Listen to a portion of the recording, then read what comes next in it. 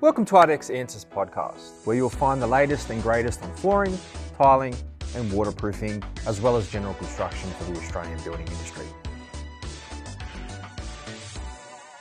Welcome back to ARDEX Answers. My name is Adam McGlone, and today I'm joined by John Werlemann from our Technical Services Department, and we're going to discuss levelling for epoxy coatings.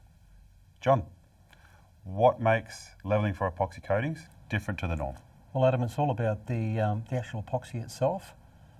Normally with most things we put over a levelling compound, it could be tiles, could be carpet, could be whatever, you don't see what's happening underneath. But the thing with the epoxy is it mirrors whatever's in the substrate.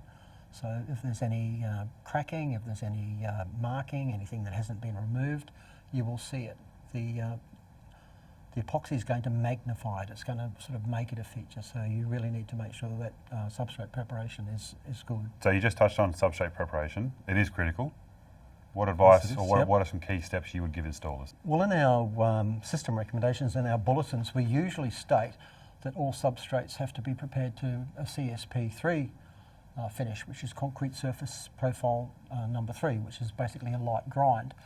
And that solves a lot of problems, gets rid of all the marking, all the contaminants, any loose particles gets removed. And then you get a chance to assess any cracking, which can then be repaired with an appropriate product. So not all levelling compounds are suitable. What makes a levelling compound suitable in these type of applications? Well, there are a lot of levelling compounds that are suitable, okay? And but they have to be strong enough to first of all accept the epoxy. The epoxy itself will create a bit of tension too. And the epoxy itself is going to be applied at a thickness that's not excessive. So you're going to need something that's hard enough and strong enough to be able to support that epoxy and not be indented or marked. So you normally pick something that's got a bit of strength to it.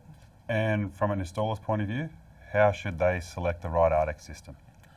Once again, Adam, it all comes down to ARDEX information, which is available via the website. You've got system recommendations, technical bulletins, and of course there's the product data sheets. All else fails, give technical service a call. We've got a hotline. People are quite prepared to answer your questions. Very nice. What issues can happen with incorrect leveller or surface prep, and what should the installer do or check before they install the products? Once again, Adam, when we speak about substrate preparation, if they don't do that correctly, then there will be problems. Every problem that's in the floor will be magnified. You can have problems like if you don't deal with the cracks correctly, that crack could fracture through your epoxy coating as well. So substrate preparation is everything. You need to make sure that the way it looks is the way you want it to look, because you're going to get that look magnified. So you've really got to assess the substrate, do it properly, pick the right leveller. So I think out of today, we can say surface preparation is key, is critical.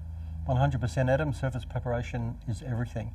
Not just with this installation, and I'm sure when we talk about others it'll be exactly the same, but surface preparation is the first thing that's talked about in all our bulletins and system recommendations. So yes, surface preparation is the one.